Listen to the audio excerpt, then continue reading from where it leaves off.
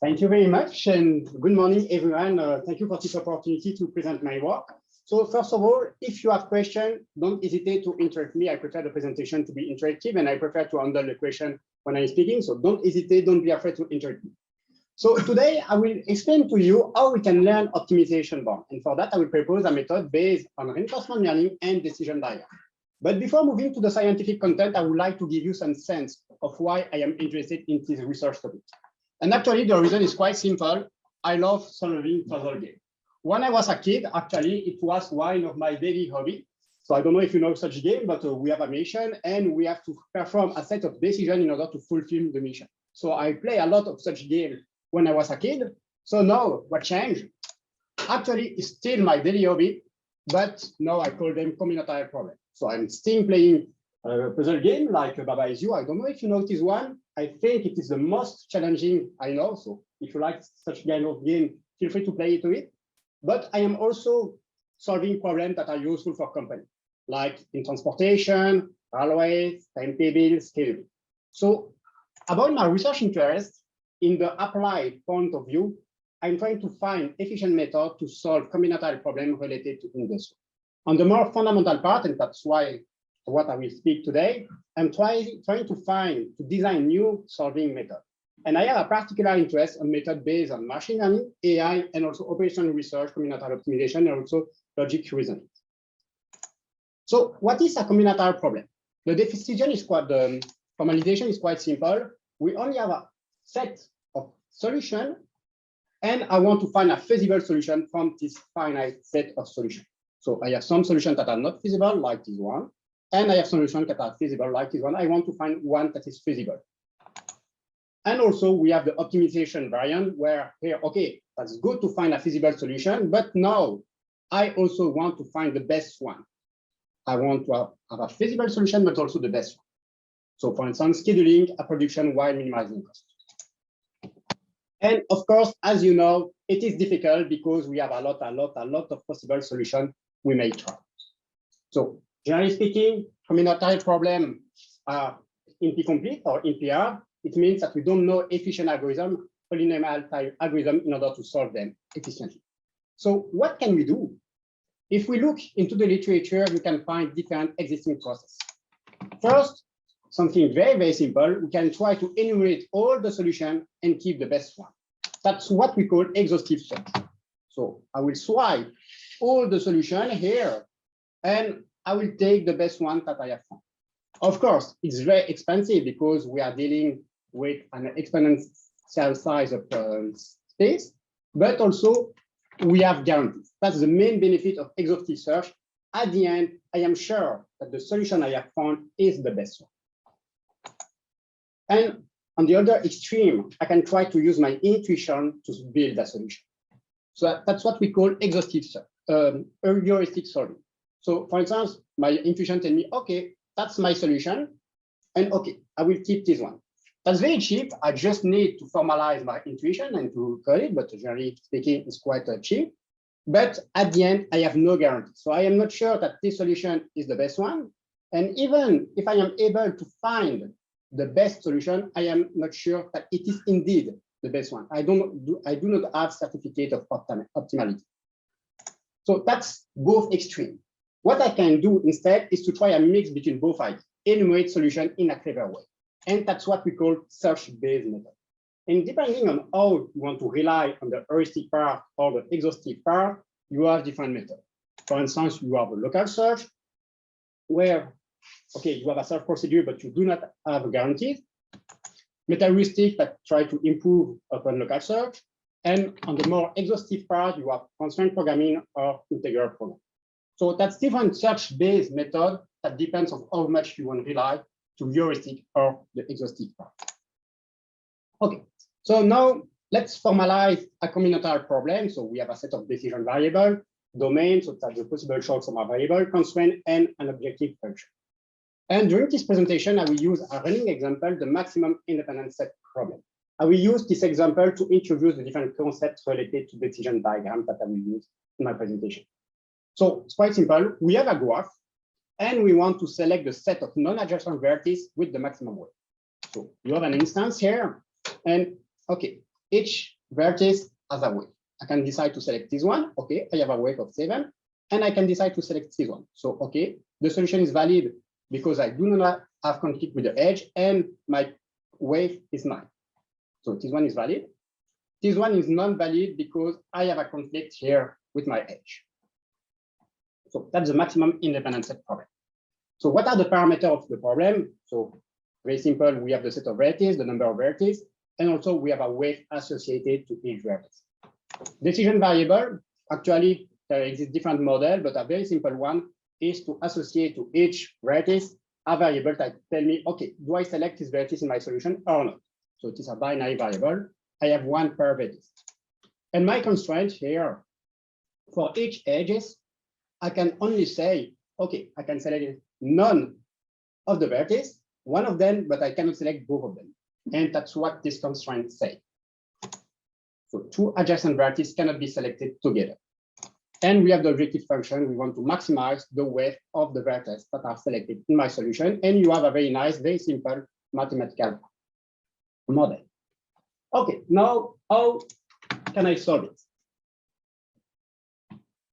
I can try to visualize what is happening using a tree search representation. So the idea here is that I will expand all the possible value variable assignation.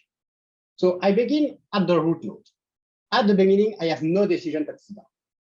But when I go down in my tree, I will do a decision. So here, I can decide to don't take x1 in my solution. And here I can decide to select x1 in my solution. Okay, and I continue. Here I do the same for x2, x3, x4, x5. And at the end, each leaf of my tree corresponds to a solution. Some of them are feasible. This one is feasible. So it corresponds to the decision. I take x1, I don't take x2, I don't take x3, I take x4, and I don't take x5. Okay, I have x1 and x4. And the one that I want to find is this one, it is the optimal. And the question, how can I export this tree in order to find this solution, the optimal one? We have for that what we could call constructive search. The idea is to explore the tree in order to find the best solution. And ideally also, I want to prove that the solution that I have found is the best one. I want to find this one and prove that it is the best one. How can I do that efficiently? Generally speaking, algorithms for that rely on two mechanisms. First, we have the branching part, directing the exploration. So I can try to follow my intuition. Okay, if I am here, do I prefer to explore this part first or this one first? And okay, if I look at about the problem, x1 only has a weight of 3. So 3 is not a lot. So maybe it will be nice for me to explore first this path because this node is not very interesting. I'm using my intuition. That's the branching. And also, I can try to prune the tree, parts of the tree that are not interested. And for that, we can do it in different ways. We have, for instance, the dual bound in our relaxation, or also propagation. That's what is done in constraint programming, for instance. And here, the idea, I will use some logical reasoning to prune some parts of the tree. For instance, here, if I am sure that, okay, I have inserted x1. Because I have x1, I am sure that I cannot select x2 or x3. So, okay, all this part of the tree, I can remove it. I'm sure that there is no solution here. And also, here it corresponds to selecting x3. So I can also prune this part of the tree. So I can try to do some logical reasoning to prune some parts of the tree. And so that's what I just explained here is the general framework of branch-and-bound. It's a general framework to explore a tree, and it is based on two ingredients, the branching, which part I explore first, and also the bounding, computing bound of the objective, both primal and dual, and using it to prune some parts of the tree. And we have many solving processes that are based on branch-and-bound. In integral programming, what changed? In integral programming, we have generic dual bound using the linear relaxation. That's what makes integral programming very efficient, because we are able to leverage relaxation. In constraint programming, we have a very high flexibility on how to do the branching, but it's much more difficult to find relaxation bound, dual bound. So what we do instead is propagation. We use logical reasoning, what we call propagator, to prune some part of the tree. And both of them, both branching and bounding, are very important when you design a branch and bound algorithm. So what are the challenges? Actually, it's quite difficult to find it. We have many different strategies, and finally, the best strategy is also NP-complete or NP-hard. Also, it depends on the specific problems. So for one problem, you have a branching strategy. For the other one, it may be not so useful. And also, that's something very important. I will come back also in my work. We have a trade-off between the computation time and the accuracy. Maybe you know about the strong branching. That's a branching strategy that can be very, very efficient in terms of finding good decision, but it takes time to compute. And sometimes it's better to have a branching decision that is very, very fast and not so accurate, but because it's very fast, it's more efficient in practice than other ones that are more accurate, but not more expensive. And actually, finding the best branching or bounding strategy is still an open question in the research community. Okay, so what can we do? So now I will move to another part of method. I will try to use my intuition to build a solution. So heuristic solving. It can be done in different ways. The traditional way to do it is to use untrapped heuristic. As an expert for this problem, I can try to come up with an intuition to solve the problem efficiently. For the maximum independent sets, are very, very simple heuristic, for instance, is to select first the variable with the highest weight. Indeed, it makes sense if I want to maximize the wave to take first the node that has the highest weight. So here, if I'm following my heuristic, I will first select x5 because I have a weight of 7. No, I cannot select x4 because I have a conflict. Second one, x2. And I cannot select x1 and x3. And okay, that's it. I have my solution. And in this case, this solution is the optimal one. But generally speaking, it's difficult to come up with an efficient heuristic when you have a specific problem. It requires a good understanding of the problem, and it may not be available for practitioners that are maybe not experts in operational research or combinatorial optimization. So what can we make this solving process, this heuristic solving process, easier to do? And also we must design one heuristic for each problem. That's why the community slightly moved to what we call learn heuristic, using machine learning in the design of heuristic. Use past experience of historical data to learn the heuristic. Actually, the idea is quite old. I think we can find work in the 90s or even in the 80s or 70s, but it has reemerged recently with the popularity of deep learning. And the approach here is quite generic and reduce for the user the burden to understand the structure of the problem, provided that the model is trained, which is not easy also. Okay, how can we use learning to build heuristic? So I am using here a picture of the survey of the team. So we have what we call end-to-end learning. So the idea here is very simple. We want to solve directly the problem using machine learning. So I have the definition of my problem, and I will train a machine learning model to give me a solution. In this case, I have my instance. I use training data to build my model, and I come up with a solution. That's end-to-end learning. Very simple in practice, in the theory. But it's something that is quite difficult to use because we have fundamental issue with it.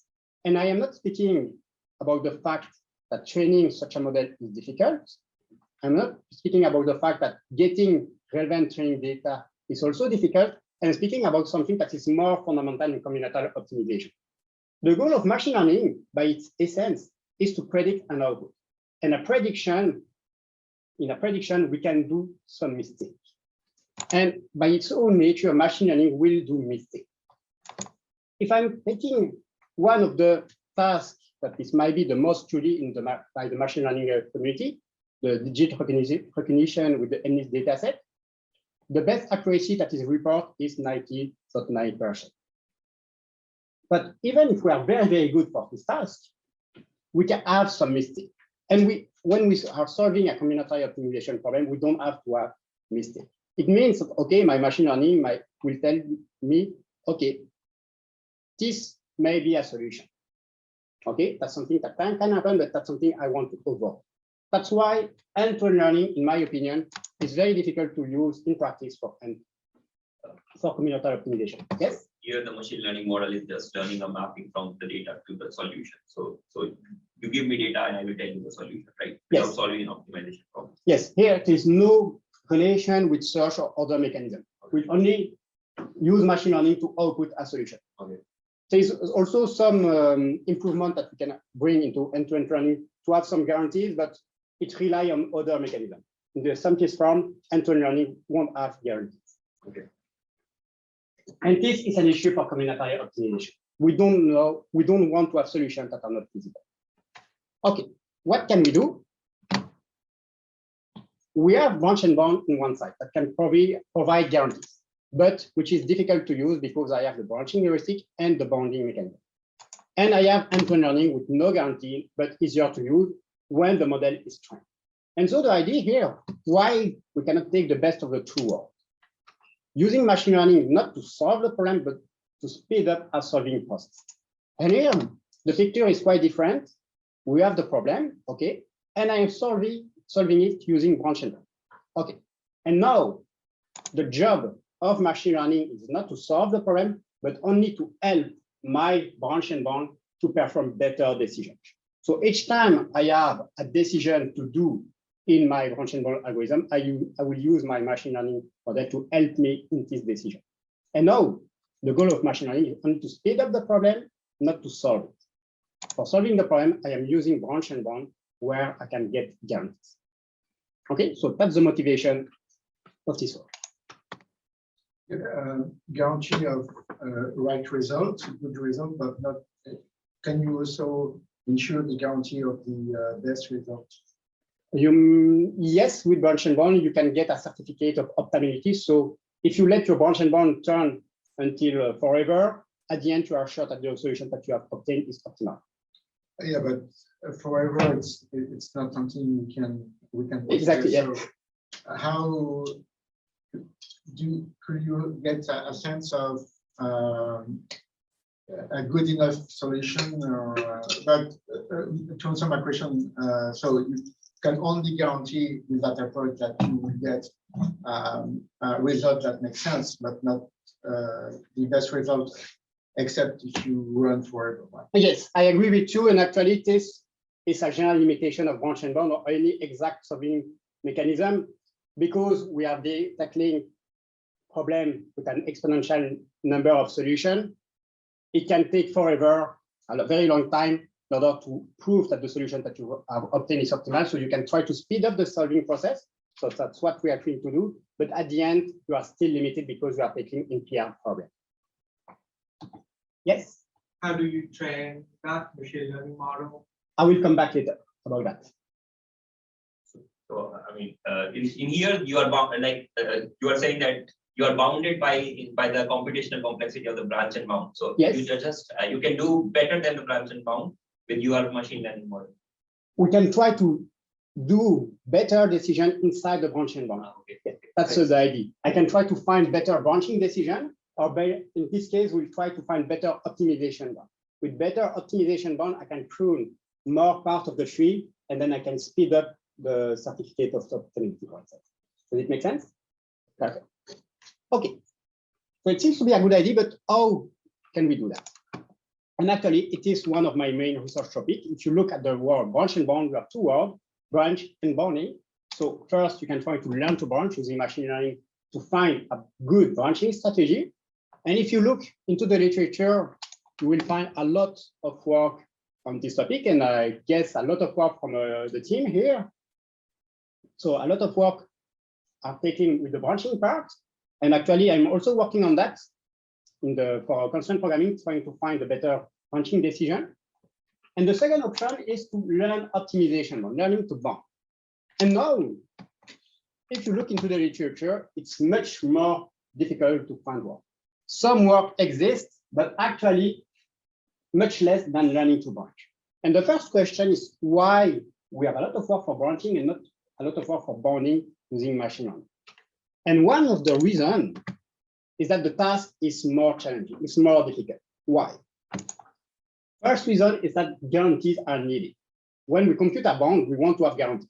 I don't want to give to output a bound that is, if I am maximizing, I don't want to output a bound, an upper bound that is lower than my optimal solution, because it means that I will prune my optimal solution. So that's something I don't want. And using machine learning, because we have prediction, we can have some mistake. And so we want to avoid the mistake. So that's the first reason. I don't want to prune some part of the tree that contains the best solution. And the second reason, little bit more subtle, that the common bounds are inflexible. So in integral programming, the common way to compute bound is using the linear relaxation. So I have this problem, okay, my optimization problem, and instead of taking the integer variable, I'm using a linear relaxation. Okay. When I have the linear relaxation, what can we do at the end? My bound here is inflexible. I have no trivial way to improve my relaxation bound because, okay, I'm computing my relaxation using linear programming, and that's it. Where machine learning can help here? Maybe we can use machine learning to speed up the computation of the relaxation bound, and that's also something I am interested in, and I'm working on that for in the context of column generation. But I do not have a degree of freedom to improve my relaxation bound if I am using this linear relaxation. Okay, so is it really obvious? What can we do? And now I am moving to the contribution of this work.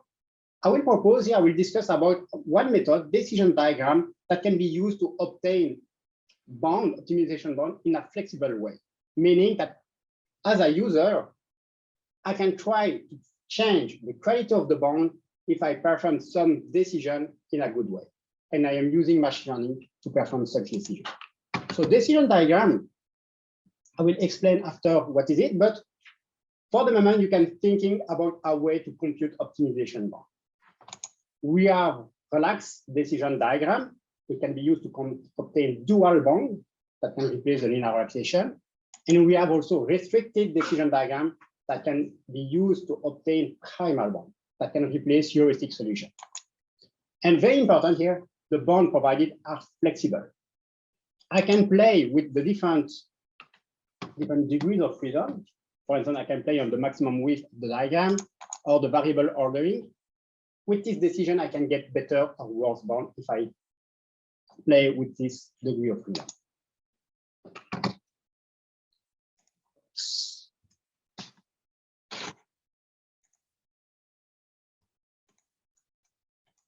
Okay.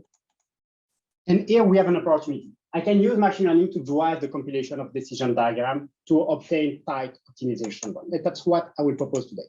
First, I will show you how we can learn optimization bound for combinatorial problem.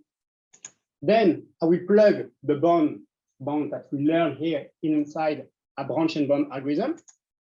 And then we'll analyze what are the speedup that can be achieved and what are the challenges, because it's not very easy. And you will see that even if we have very, very good bounds, actually it's not enough to be efficient inside a branch-and-bound algorithm.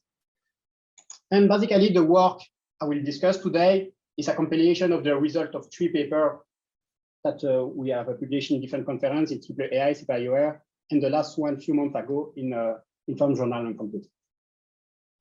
Questions so far?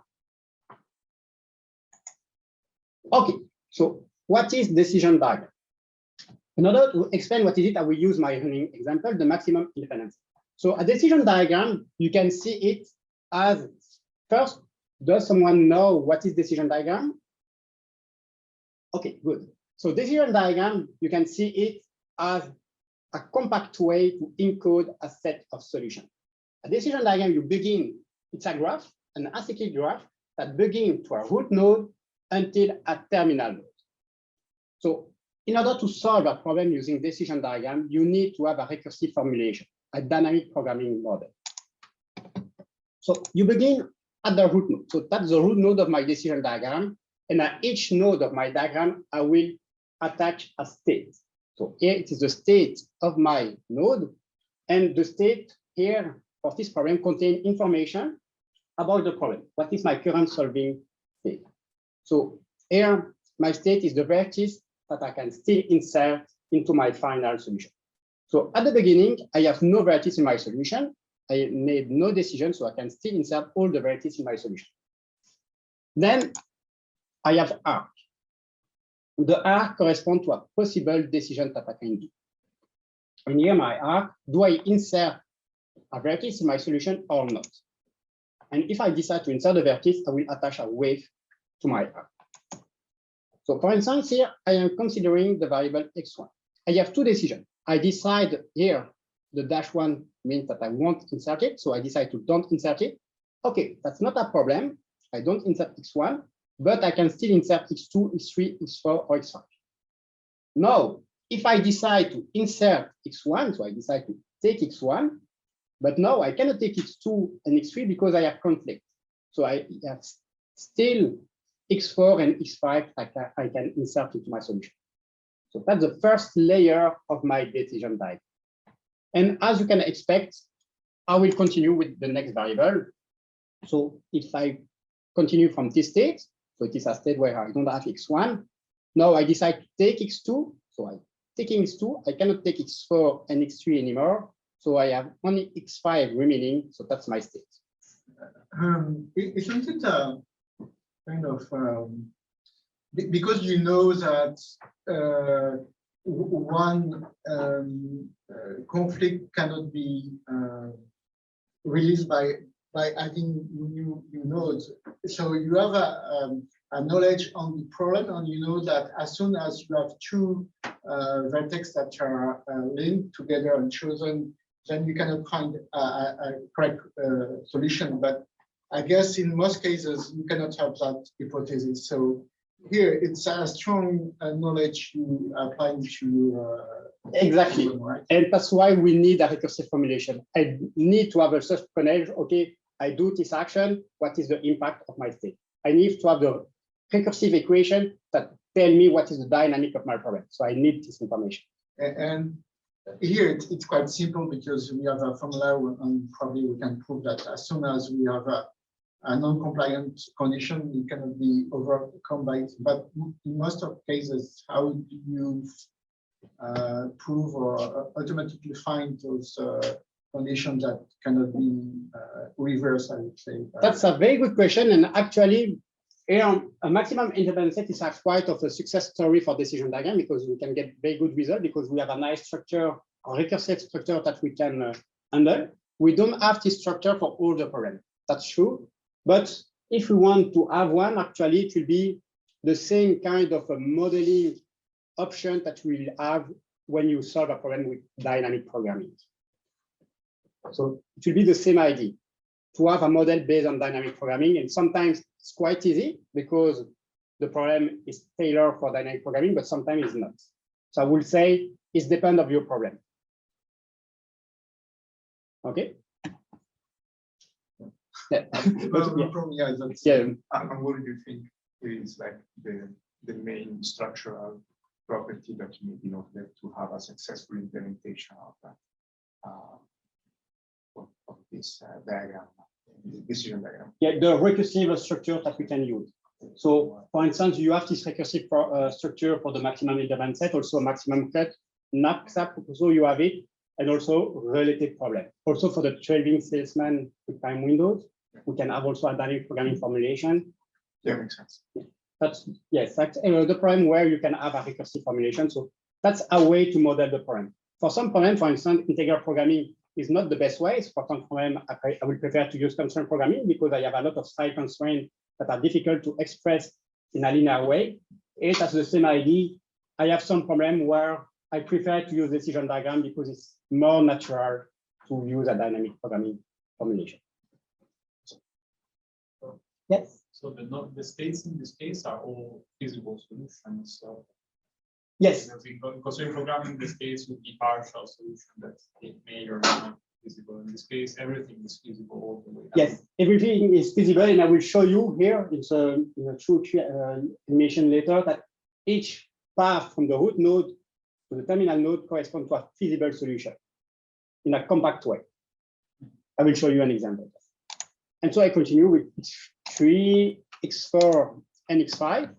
And now what is nice is that at the end, if I'm taking a path from here to here, for instance, this one, each path corresponds to a feasible solution of my problem. So here I have encoded all the feasible path, all the feasible solution of my problem using my decision diagram. And here, for instance, is one mean, okay, I'm selecting X3 and I say selecting X5 and X3, so that's a feasible solution. So I have all the feasible solution here in my decision diagram. And now what is really nice with this structure, if I want to find the optimal solution, what can I do? I will only take the longest path because I want to maximize. I will take the longest path from the root node to the terminal node, and this one corresponds to the optimal solution of the problem. And surprisingly, the benefit is that the longest path can be computed in polynomial time. And so here, okay, I have a polynomial time algorithm to solve a problem that is still here. So what is the issue? Constructing the graph, and the problem is that, okay, the number of layers is the number of variables, so I have no issue there. But the issue is the width of my diagram. The width can have an exponential size. And that's where it is the issue. And in practice, okay, for this problem, very simple, I can build my entire decision diagram, but when I have a lot of variables, I cannot build this diagram entirely. So that's the problem when using exact decision diagram. So what can we do instead? I am not able to compute the exact decision diagram, but I can try to build decision diagram that lose information, but that don't have an exponential size there. What I can try to do is to fix a maximum width. So for instance, I can try to fix a maximum width of 2 when I am building my diagram. It can be done in 2 ways. So first, okay, my exact decision diagram give me the optimal solution, 11, but too costly to compute. Now, when I am building my next layer, for instance, building this layer there, I can try to delete nodes. So if I exceed my threshold, width of 2, I can delete some nodes. For instance, here, I will delete the node here. And I do this step each time I'm exceeding my threshold of 2. So when I'm doing this process, I'm losing solution. I'm losing path, so I'm losing solution. So at the end, now, if I compute the longest path here, what do I have? I will get a feasible solution, a primal bound, because I'm losing solution. So the solution here, if I'm following the longest path, I have a width of 9. So here it gives me a lower bound of my solution. That's the first. When you mentioned that you have to construct the graph, does that mean that you have to have the graph full in memory, or do you only need to create the graph as you go through, or do you only need to have keep in memory the nodes, the intermediate nodes where you can expand the graph? That's a very good question, and actually, it depends of the application you want to have with decision diagram.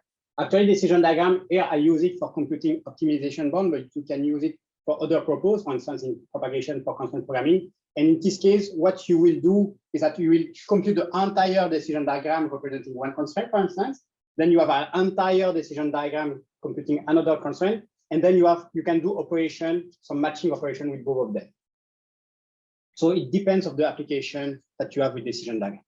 Here, what I will propose here is for computing the reciprocal decision diagram, I will build layer by layer. And when I exceed the size of my my limit, width of 2, I will prune some layers, some node. And here I have no issue to put it into the memory. But still, why do you need to keep the layers on top of the one you're working on? Is it because then you can go through the longest? Yes, exactly, yes. And also here I'm using it for computing bound, but then we can also use this structure in branch and bound and reuse some work that has been done. Okay, so that's the first part. Now, what can I do also? Instead of deleting nodes, I can try to merge them together. I will aggregate the information between 2 nodes. So for instance, here, I will merge both nodes together here. And I won't explain how the merging is done because it depends on the problem also. But at the end, with this process, we have an over approximation of the solution set. You can think it about a relaxation. So I am not losing solution in this process, but I am introducing solutions that are not feasible. So I have a relaxation. And now, if I follow the longest path, what do I have? I have a dual bond. So here it is an upper bound of 13. And now I have two bonds, 9, 13, that I can use in a regular branch-and-bound algorithm. So that's the idea. But can we do better? And the answer is yes. I can try to build my diagram using a different variable ordering. So on the other slide, I use x1, x2, x3, x4, x5. Now I'm using another one. So what's happened? If I am computing the exact decision diagram, the diagram will be different, but at the end, you will still have the optimal solution corresponding to the longest path. But now, if I am computing the restricted decision diagram, I can get another bond. And here I have a bond of 11. So the variable ordering that I use has an impact on the quality of the bond that I obtain when I build my restricted decision diagram. And I have the same also for the relaxed decision diagram. And in this case, I was able to reduce the gap between my lower bound and my upper bound. So of course, here the bonds are better, so it will be better for my branch-and-bound algorithm. So I was able to obtain tight optimization bound. Okay, so the variable ordering, that's the order that the variable I use for building the diagram. It defines the structure of the diagram, and it has an impact of the bond. Okay, can we take the best ordering? The problem is that the problem of taking the best variable ordering is also impaired, so very difficult to solve. And also, that's a problem that is even difficult to model or to formalize. So that's something that is very, very difficult. And what I will propose here is to use machine learning to build a variable ordering for compiling the decision diagram. Before this work, and actually that's a heuristic that are still used, we have different heuristics that can be used to build the decision diagrams. For instance, we have the minimum number of states heuristic. So we select the variable which is the least present in the layer. Also, heuristic related to this problem, for instance, selecting the variable associated with the lowest degree vertex that is available, or also portfolio of different methods. Okay. That's the work about decision diagram. And the methodology we will use is to use reinforcement learning to drive the compilation of decision diagrams. So reinforcement learning, two slides about it. I will be very brief about that. So the idea is quite simple. We have an agent here that will interact with the environment through action, and that each time the agent do some action, you collect a reward and move to another state. So the agent observes the environment, shows an action, get a reward, and he moves to another state. And the goal for the agent is to maximize the sum of the collected reward through his lifetime until a terminal state is reached. The question is, how do we select the action to do? And I think I will skip this slide, so that's general stuff about reinforcement learning. But the idea here, wait, just explain that. So the idea here is that one way to solve a reinforcement learning algorithm is to estimate a Q value for each action. For instance, here I am in state 0, and the agent has the opportunity to take one action, and from this action, it will collect a reward to move to another state. And we can try to compute Q value, so it is an estimation of how good is my action. And what is important when I'm computing a Q value is that the Q value do not depend only on the next reward, but all the reward here that can be collected when I'm doing this action. And so when I have an estimation of my Q value, for instance, here I have Q value of 3 and here I have Q value of 5, I will select the action with the highest Q value. And if I am able to compute exactly the Q value, the greedy algorithm that tell me, okay, always select the action with the highest Q value is optimal. But the problem is that it is untractable to find the optimal Q value. So what we can do is to use mechanisms like Q learning or deep Q learning in order to help the solving process. So hopefully the idea is, okay, if I am in a given state, and if I do this action, roughly speaking, if my state 2 is similar as the state 1, I will maybe do the same action. That's the rough idea. Okay, but what is important and why we decided to use reinforcement learning for this problem is that reinforcement learning is also based on a recursive formulation. We also need a dynamic programming model to solve a reinforcement learning problem, and that's not a surprise because reinforcement learning is a kind of approximate dynamic program. Here, what we propose here is that we can see the recursive formulation as a link, a bridge between reinforcement learning, the machine learning world, and the operation research world using decision diagram. So for recursive formulation, so that's what you need in order to solve a problem using decision diagram. You need to have a set of state, the control variable, transition function, so that explains the dynamic of your problem, and the cost associated to each transition. In the reinforcement learning terminology, it is a state, action, making an action, and the reward of an action. And now what we have to do is to define this for a decision diagram. And what I will propose in the next slide is to cast the decision diagram construction as a reinforcement learning model. So that's the idea that we propose. Questions so far? Okay, and now in this slide, I will propose the general framework that we propose in order to learn optimization bound. So let's assume that we have a combinatorial problem that we want to solve. So we have one specific instance that we want to solve, okay? And the bridge is the recursive formulation. So I need my dynamic programming model. From the recursive formulation and my instance, I can build my restricted decision diagram. I get a primal bound. Using the same recursive formulation, I can build a relaxed decision diagram that gives me a dual bound. One main difference is that we need also a relaxation operator. So I've told you, okay, we need to combine the information between two nodes in the merging operation. I need to have a way to do that. For the maximum independent set, I can take the union, for instance. There is a proof that it is a valid relaxation. That's the solving part. And then I have the dual and the primal bound that I use in function bound to get my solution. Okay, now in the learning part, for the same combinatorial problem, I need to have training instance. So that's historical data that I can use to train my model. For instance, here we can use an instance generator to collect such data. Using the same recursive formulation as the one used for decision diagram, I can build my reinforcement learning agent. This reinforcement learning agent will be used to train two neural networks.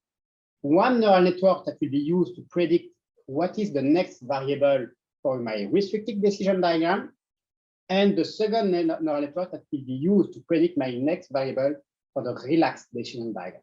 So I'm using two neural networks, two models to predict what is my next variable for two diagrams. And then at the end, I have everything. I use machine learning here to obtain optimization bound there in order to speed up branch and bound. So that's the rough idea. Okay. You mentioned at the beginning that sometimes brute force is better than having that branching that takes too long to compute. How is efficient your approach? Because you might apply ML at each node, each decision, or you could learn the hyperparameters that can be then applied at scale. That's a very good question. I will speak about that in the experiment. But yes, a spoiler, the version that I propose here is very inefficient, and we need to provide other mechanisms to make it efficient.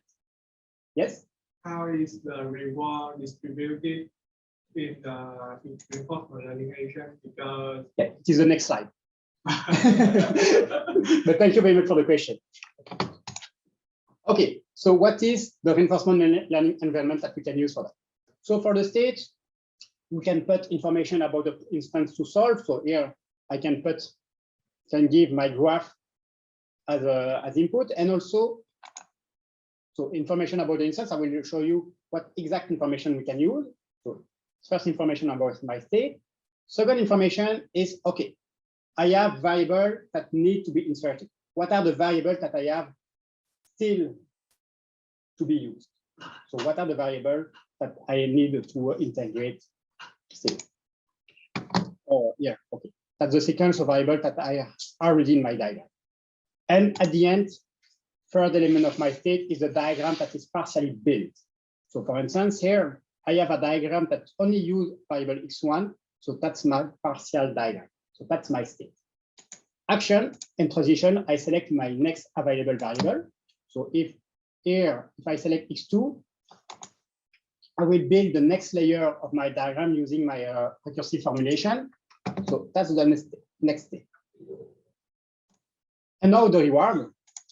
So the reward, I think, is maybe it's very simple, you will see, but that's maybe what is very more innovative in this work is, okay, what do we want to do?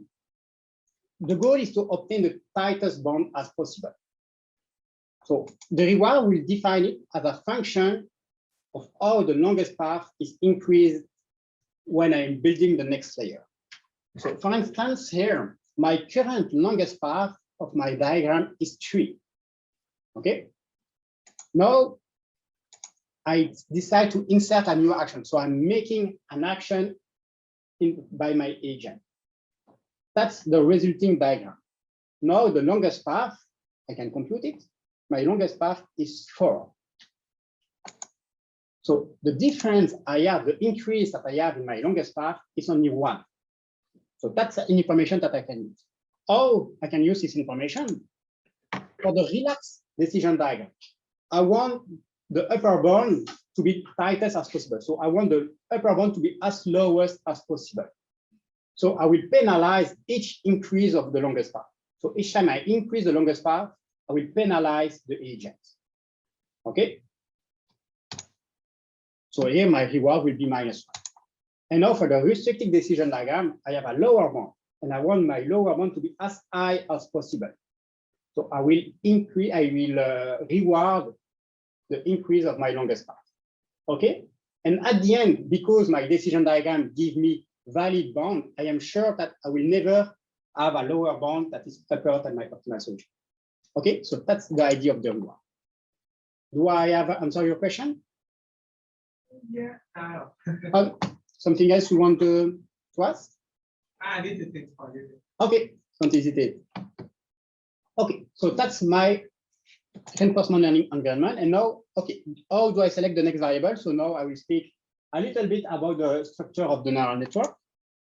So the neural network architecture, what I give as input of my neural network is the current state of the instance that is currently solved and the action that I have considered.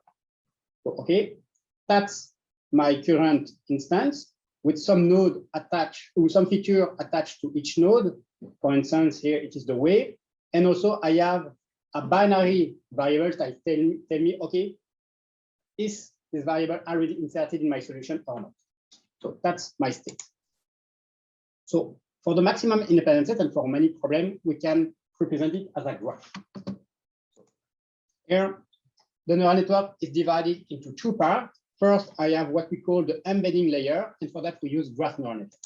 So I won't explain graph neural network, how does it work, but the idea is, okay, I have a graph with some feature on the node as input, and the graph neural network will translate, embed my graph into a vector of feature, a latent vector of feature that's an embedding.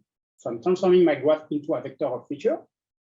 And then I have the prediction layer. So that's a fully connected neural network that computes the Q value.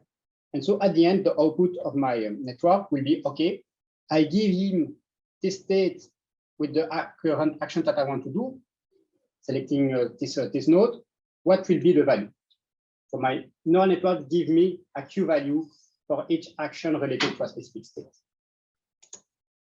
And for the training algorithm, nothing is really new there. I use the training proposed by Elias Khalil in one Norwich publication. We use deep Q learning. So yes, a standard deep Q learning algorithm. And for the training, we generate random instances. So that's one assumption we did in this work. The assumption is that, okay, we have enough data to train the model, and for that we use random instances. And how do you generate these random instances? We have two random generator schemes that are currently used. We have a Barabasi-Albert graph or Erdos-Rani. So we set a distribution corresponding roughly to the density of the graph, and we generate graph using this number of nodes and this density. So you have a bunch of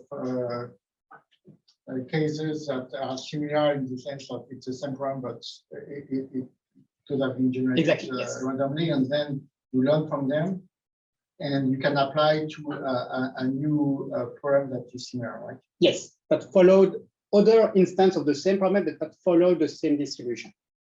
You can also theoretically use it for instance that follow another distribution, but the results are not so good. We have some trouble when we want to generalize to out of distribution instance. I won't present results about that there, but we have results about that in the paper. Okay. And so for the next variable selection, what I take the highest Q value for, I have a Q value for each variable and I take the best one. Just sorry for asking. Oh, no problem. Questions. Once you learn the Q value, do you apply the approach on policy on the rest of the training data set? Or do you train independently on all of the data sets? I'm not sure I got your So do you train your model on the first examples and you apply that approach, the ML on policy on the second one to refine your models and to the third, or do you learn you Q function independently on all of your okay, yeah, thank you, I got it. So we have a set of training set where we train the model. So we obtain Q value for that. Yeah, but my question is, how do you train your Q model on that? Is that example to train on the first one, then you refine your Q model and you apply the decision on policy on the second one and then on the third one, or do you run in parallel training? Oh, no, it's not. First we do the training and then we do the test. So we can do, yes, kind of parallel setting as you propose, or to improve the Q value when in the validation phase, for instance, but we don't do it. It is in two phases. First, for very traditional machine learning, we do machine learning, we train a model using the training set, and then we validate it into a validation set. But it is a great idea. I think it can improve the performance. So this training step is independent from the branch and bound. Yes, totally independent. Yes. So do you train on the whole graph every time, or do you train on a subset of nodes? All graph. The whole graph. So what we do, so we have a reinforcement learning model, and so we let the agent try to figure by himself what are the action to do. You try this one. Okay, we have a final diagram. What is my longest path with the reward that is associated, and you use this information to know, okay, do I need to do other action or not? But that's reinforcement learning apply on the whole decision diagram that is built before the branch and bound. But if we apply this method in a branch and bound, right? So we need to calculate rule about of each node. So at each node, some variable will be fixed to 0 or 1. So that means that we just need to run the network on a subset of nodes. Yes, it's a great idea, but it's more difficult to do, because if you want to plug it into the branch and bound, and I agree with you, I think the model, the accuracy could be better. But the assumption that we did is the big decision diagram that we can build is enough to be used to any node of the branch and bound. And even for that, we can still get good results. I will show you, but I agree with you. If we have also in the training set sub-decision diagram that is related to a specific part of the branch and bound, and if we are able to train different models for that, it will be better, I guess. And do you train layer by layer, or do you have a going deep first approach so that you can compute the full reward on full branch? Full reward, yes. So we see it as a sequence of action, an episode. So each time we take a variable, okay, what is my next layer? What is my current longest path? Okay, I take a next variable. What is the increase of my longest path, and so on until the end. So it's a deep approach. Yes, but in order to keep the training tractable, we fix also a maximum width, because if we have a width of, if we don't bound the width, we can have very, very large decision diagram into the training. It's that's something we don't want. I think. Actually, okay, we'll try to wrap up everything.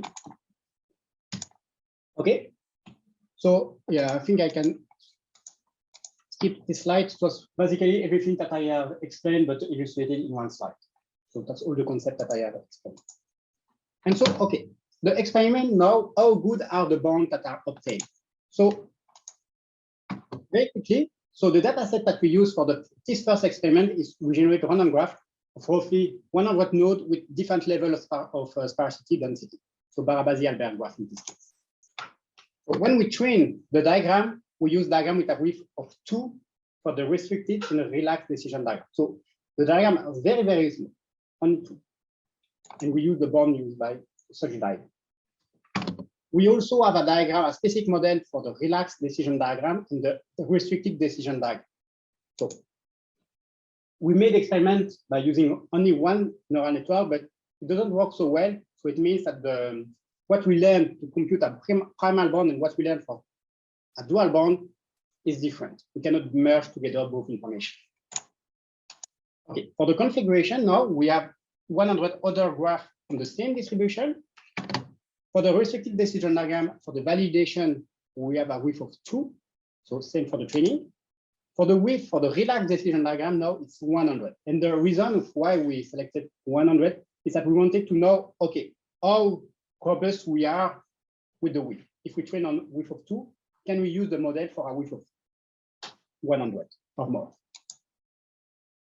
The metric that we use is the optimality gap and the execution time. And we have different baseline for comparison, like the linear relaxation and 2 other heuristics related to decision diagram. And also, just to be sure that everything is working, we compare with the best result of 100 random construction. Okay, that's the result for the primal bond. So feasible solution. So it is performance profile. So how to read a performance profile? If I take this position there, it means that for the red heuristic, so heuristic MDP, for 60% of the instance, I have an optimality gap of at most 35%. That's how to read it. So basically, the upper is the curve, the better is the model. And the model related, the one we learn is the reinforcement learning. It is the yellow one. So for the graph that are very sparse, we were able to obtain an optimality gap close to 0, so the optimal solution, very, very efficiently. When I increase the density of the graph, we can see that we have the same trend.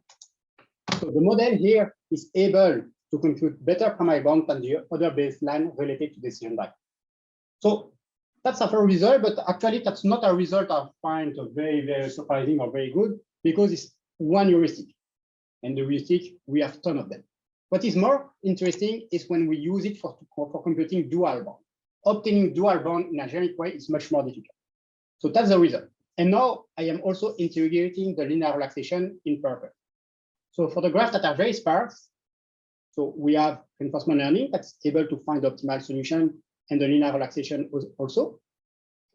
So hopefully the same result. Now for graphs that are sparse, the yellow one is still the best among the other methods related to decision diagram, the other heuristic for the variable ordering, but the linear relaxation is better. Now, when I increase the density, the graph begins to be more difficult, but the reinforcement learning is more stable when I increase the density. Okay? And also, just to be sure that we're on the same page, we have a specific model for each distribution. So we have 4 models there. Okay? So reinforcement learning compute better dual bond than the other baseline based on reinforcement on decision diagram, but we still have one situation here where linear relaxation is better. And now I am coming to my favorite slide about the result. Is how can we improve this situation?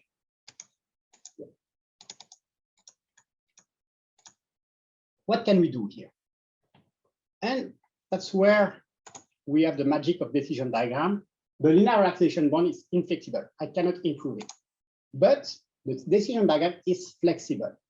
And what can we do here? I have already played on the variable ordering. But now I can try also to improve the width. I have considered a width of 100 there.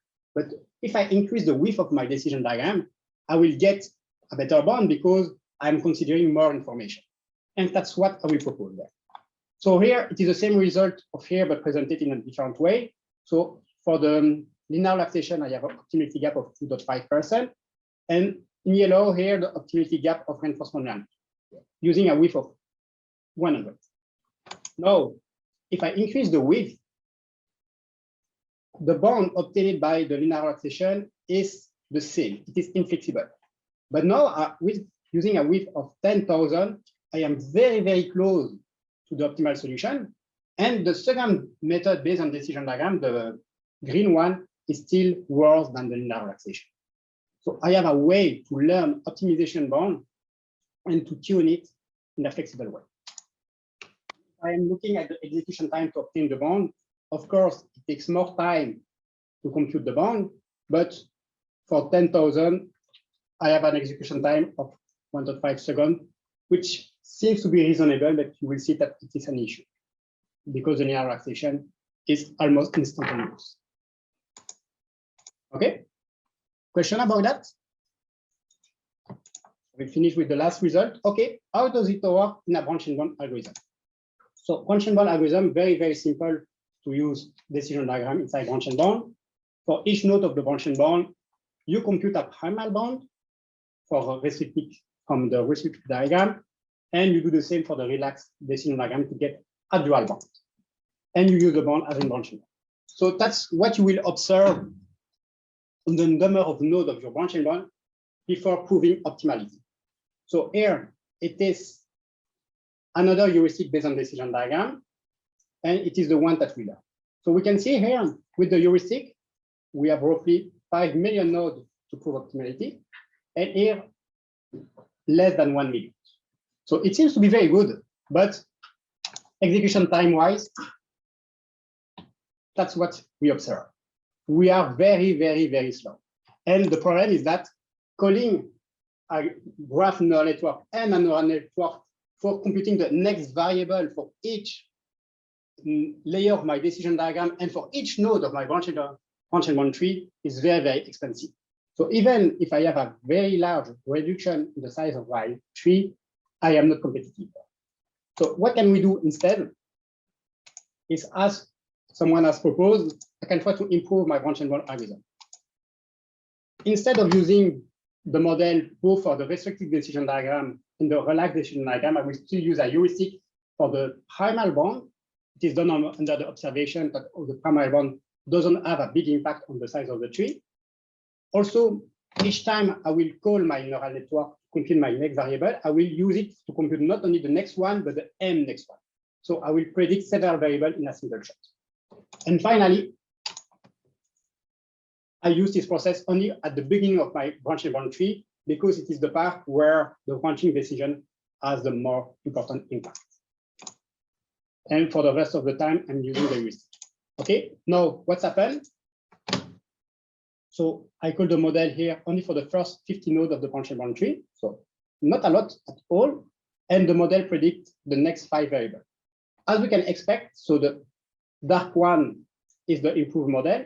As we can expect, we have an accuracy that is slightly lower than the regular model because we are losing accuracy in the prediction. But time-wise, now we can beat the heuristic. And so the message here is that, okay, we can use machine learning, but we need also to be careful about how we use it in branch-and-bound trees because it is very costly. Okay, so Last slide now, just to give you a comparison with the Cplex, for instance. Will you just only look there? For Cplex, I have graph of 300 nodes. Optimality gap of Cplex is 40% with a timeout of 30 minutes. Best method based on decision diagram is 7.2%. And now we do our method with the improvement is less than 5%. So that's the last result with a Cplex commercial solver result. So decision diagram can improve over Cplex for the maximum impedance set. And the ordering here can be better than the heuristic currently used in decision diagram. And it is the conclusion now. The question that we address in this work is, can we use efficiently machine learning to speed up branch-and-bound algorithm? And here what I propose is, okay, we can do it for learning optimization bound. And it is a topic that is almost not considered in the literature because it's difficult to find guaranteed and the command bound are inflexible. And so decision diagram can be a tool for that. So the contribution that you can find in the 3 paper, we propose a generic framework to learn optimization bound from a recursive formulation. We have better performance than classical ordering method, and also the ability to beat Cplex for this problem. Future work, if you are interested in and you want to tackle new challenge, what can we do? So first, we saw that one main bottleneck is the execution time. So other options to reduce the execution time, for instance, network running or knowledge distillation. Also go beyond the maximum impedance set. In the last paper, we have 4 different case studies, but the maximum impedance set is the one that works the best. And also, at that time, I'm not using the decision diagram as input of the neural network, only the instance. We can try also to input only the decision diagram, and the idea behind that is that at the end we can generate any problem, because I only need to code once the decision diagram. Okay, so thank you very much for your attention. So it is a work done by many contributors like Louis Martin Rousseau, which was my postdoc supervisor, David Merman from University of Connecticut, André Serré from University of Toronto, Augustin, a PhD student I supervised with Louis Martin, and Isabeau from Elementary Company, and Emmanuel at Internet. So thank you very much. And if you have other questions,